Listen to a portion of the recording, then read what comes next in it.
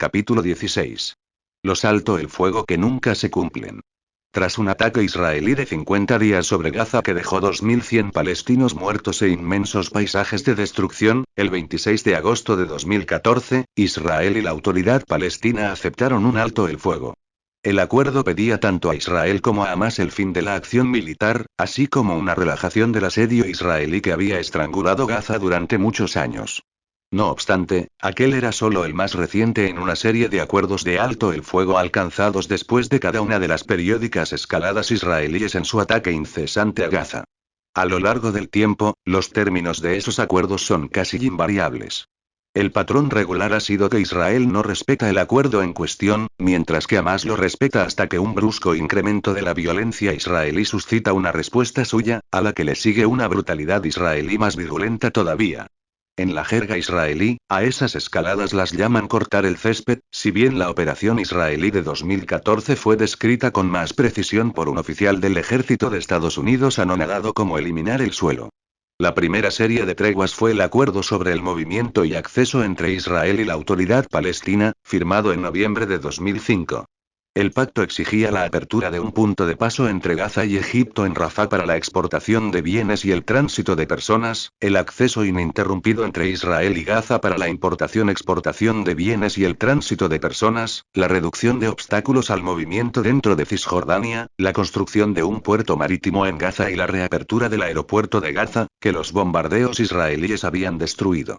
Se alcanzó el acuerdo poco después de que Israel retirara sus colonos y fuerzas militares de Gaza. El motivo para la retirada lo explicó con cautivador cinismo Dolph Weisglass, confidente del entonces primer ministro Ariel Sharon, que estaba al mando de la negociación para ponerlo en marcha. Para resumir el propósito de la operación, Weisglass explicó que la retirada es, en realidad, formaldehído. Proporciona la cantidad de formaldehído necesaria para que no haya un proceso político con los palestinos.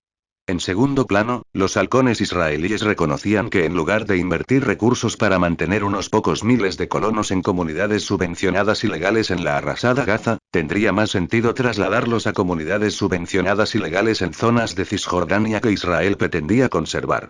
Se describió la retirada como un noble esfuerzo para buscar la paz, pero la realidad era muy diferente. Israel nunca renunció al control de Gaza, por lo que lo reconocen como potencia ocupante tanto Naciones Unidas y Estados Unidos como otros estados, aparte del propio Israel, por supuesto. En su amplia historia de asentamientos en los territorios ocupados, los expertos israelíes Idit Zertal y Akiva Eldar describen lo que realmente ocurrió cuando ese país se retiró. El territorio arruinado no se liberó ni un solo día del control militar de Israel o del precio de la ocupación que los habitantes pagan cada día.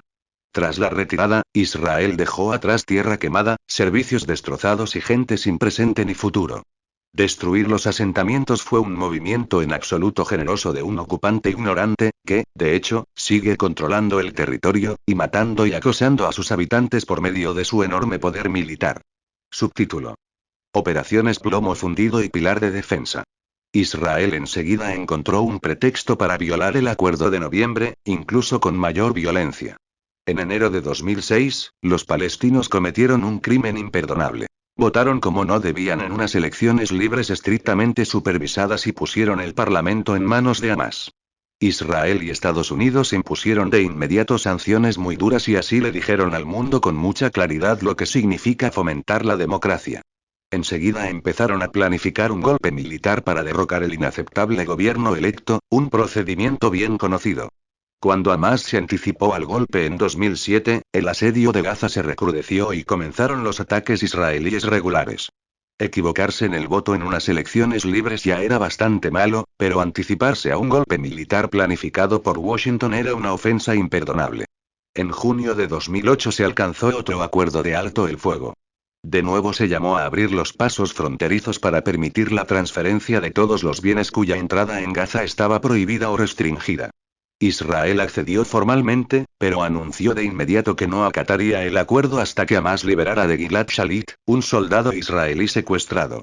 El propio Israel tiene una larga historia de raptar civiles en el Líbano y en alta mar, y retenerlos durante largos períodos sin cargos verosímiles, en ocasiones como rehenes. Encarcelar civiles con cargos dudosos, o sin cargos, es también una práctica regular en los territorios que Israel controla. Israel no solo mantuvo el asedio, violando así el acuerdo de alto el fuego de 2008, sino que lo hizo con extremo rigor. Incluso le impidió reponer existencias a la Agencia de Naciones Unidas para los Refugiados en Palestina y Oriente Próximo, UNRWA, que se ocupa del enorme número de refugiados oficiales en Gaza. El 4 de noviembre, mientras los medios estaban concentrados en las elecciones presidenciales estadounidenses, las tropas israelíes entraron en Gaza y mataron a media docena de militantes de Hamás, que respondió con misiles e intercambio de fuego. Todos los muertos fueron palestinos. A finales de diciembre, Hamás ofreció renovar el alto el fuego. Israel evaluó la oferta, pero la rechazó y prefirió lanzar la Operación Plomo Fundido, una incursión de 3 semanas con toda la potencia del ejército israelí en la franja de Gaza. El resultado fue una serie de atrocidades bien documentadas por organizaciones de derechos humanos internacionales e israelíes. El 8 de enero de 2009, cuando Plomo Fundido estaba en plena furia, el Consejo de Seguridad de Naciones Unidas aprobó una resolución unánime, con la abstención de Estados Unidos, que llamaba a que se establezca una cesación del fuego inmediata y que conduzca a la retirada total de las fuerzas israelíes de Gaza y que se aseguren el suministro y la distribución sin trabas de la asistencia humanitaria, incluidos alimentos, combustible y tratamiento médico, en toda Gaza. De hecho, se alcanzó un nuevo acuerdo de alto el fuego, similar a los anteriores, pero otra vez no se cumplió. Se rompió por completo cuando volvieron a cortar el césped. La Operación Pilar de Defensa, en noviembre de 2012. Lo que ocurrió en el ínterin puede ilustrarse con las cifras de bajas desde enero de 2012 hasta el lanzamiento de esa operación. Un israelí muerto por fuego de Gaza, 78 palestinos muertos por fuego israelí. El primer acto de la Operación Pilar de Defensa fue el asesinato de Ahmed Jabari, alto dirigente del ala militar de Hamás. Aluf Ben, redactor jefe del importante periódico israelí Haaretz, describió a Jabari como subcontratista de Israel en Gaza, ya que impuso allí una relativa calma durante más de 5 años. Como siempre, había un pretexto para el asesinato, pero la razón probable la proporcionó el activista por la paz israelí Gerson Baskin. Baskin había participado en negociaciones directas con Jabari durante años e informó de que, horas antes de ser asesinado, Jabari recibió el borrador de un acuerdo de paz permanente con Israel, que contemplaba mecanismos para mantener el alto el fuego en el caso de producirse escaramuzas entre Israel y las facciones en la franja de Gaza. El historial de acciones israelíes diseñadas para provocar el desánimo ante la amenaza de un acuerdo diplomático es largo. Después de este ejercicio de cortar el césped, se alcanzó otro acuerdo de alto el fuego. Con los términos ya habituales, exigía un cese de la acción militar por ambas partes y el final efectivo del asedio de Gaza, y le pedía a Israel abrir los pasos fronterizos y facilitar los movimientos de personas y la transferencia de bienes, y abstenerse de restringir el libre movimiento de los residentes y de hostigar a los residentes en zonas de frontera. Lo que ocurrió a continuación lo relató Nathan Trall, veterano analista de Oriente Próximo, para el Grupo de Crisis Internacional. La inteligencia israelí reconoció que Hamás estaba cumpliendo los términos del alto el fuego. Israel, escribió Trall, veía, por tanto, pocos incentivos en mantener su parte del pacto. En los 3 meses que siguieron al alto el fuego, sus fuerzas llevaron a cabo incursiones regulares en Gaza, ametrallaron campesinos palestinos y a aquellos que recogían chatarra y escombros al otro lado de la frontera, y dispararon a barcas, lo que impedía a los pescadores el acceso a la mayor parte de las aguas de Gaza. En otras palabras, el asedio nunca terminó. Los pasos fronterizos se cerraron repetidamente. Las llamadas zonas de protección dentro de Gaza a las que los palestinos tienen prohibido el acceso y que abarcan 1/3 o más del limitado suelo cultivable se reinstauraron. Las importaciones disminuyeron, las exportaciones se bloquearon y pocos gazíes obtuvieron permisos de salida hacia Israel y Cisjordania. Subtítulo: Operación Margen Protector. Así continuaron las cosas hasta abril de 2014, cuando ocurrió un acontecimiento importante. Las dos organizaciones palestinas más importantes, Hamás, que controlaba Gaza, y la Autoridad Palestina, dominada por Fatah en Cisjordania, firmaron un acuerdo de unidad. Hamás hizo grandes concesiones. Ninguno de sus miembros o aliados entraron a formar parte del gobierno. En buena medida, observa Trall, Hamás entregó el gobierno de Gaza a la Autoridad Palestina, que mandó allí unas fuerzas de seguridad de varios miles de hombres y situó sus guardias en fronteras y pasos, sin que Hamás ocupara posiciones recíprocas en el aparato de seguridad de Cisjordania. Finalmente, el gobierno de unidad aceptó las 3 condiciones que Washington y la Unión Europea exigían desde hacía mucho. No violencia, cumplimiento de acuerdos pasados y reconocimiento de Israel. Israel estaba enfurecido. Su gobierno declaró enseguida que rechazaría tratar con el gobierno de unidad y canceló las negociaciones. Su furia aumentó cuando Estados Unidos, junto con la mayoría del mundo, mostró su apoyo al gobierno de unidad. Israel tiene buenas razones para oponerse a la unificación de Palestina. Una es que el conflicto entre Hamás y Fatah le ha proporcionado un pretexto útil para no participar en negociaciones serias. ¿Cómo se puede negociar con una entidad dividida? No es de extrañar, pues, que Israel se haya dedicado durante más de 20 años a separar Gaza de Cisjordania, violando los acuerdos de Oslo, que declaran que ambos territorios forman una unidad inseparable. Una mirada al mapa explica la lógica. Separados de Gaza, los enclaves de Cisjordania dejan a los palestinos sin acceso al mundo exterior. Además, Israel ha estado ocupando sistemáticamente el Valle del Jordán. Han expulsado a los palestinos, han establecido asentamientos, han destrozado pozos y se han asegurado por otras vías de que la región que constituye alrededor de un tercio de Cisjordania y alberga gran parte de su tierra cultivable quedará integrada en Israel junto con las otras regiones que está invadiendo. De ese modo, los cantones palestinos que permanezcan estarán completamente aprisionados.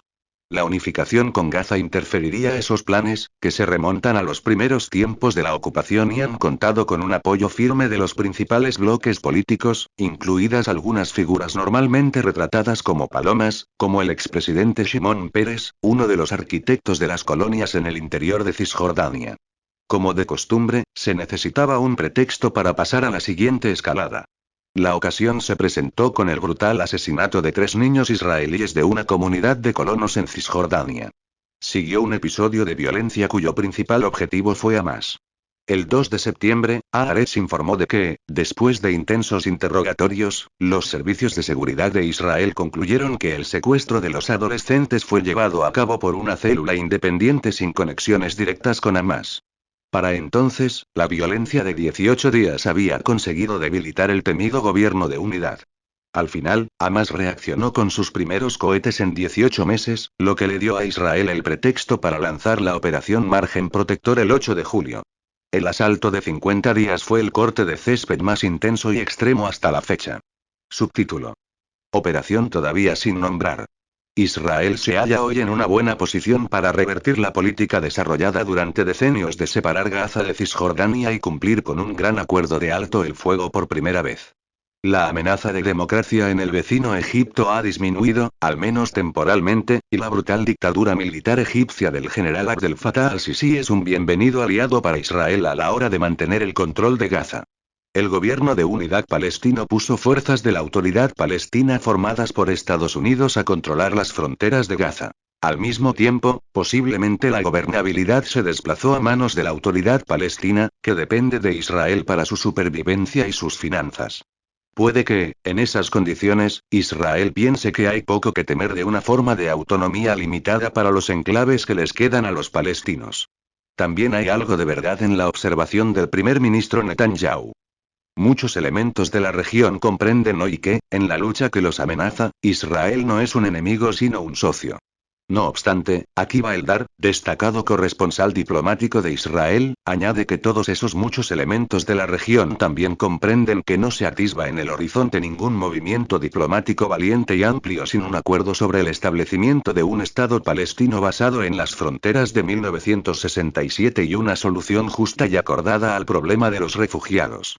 Eso no está en los planes de Israel, señala. Algunos periodistas israelíes bien informados, en especial el columnista Dan Rubinstein, creen que Israel está preparado para revertir el rumbo y reducir su asfixia de Gaza. Veremos. La historia de estos últimos años sugiere otra cosa y los primeros signos no son favorables. Cuando terminó la operación Margen Protector, Israel anunció su mayor apropiación de tierras de Cisjordania en 30 años, casi 400 hectáreas.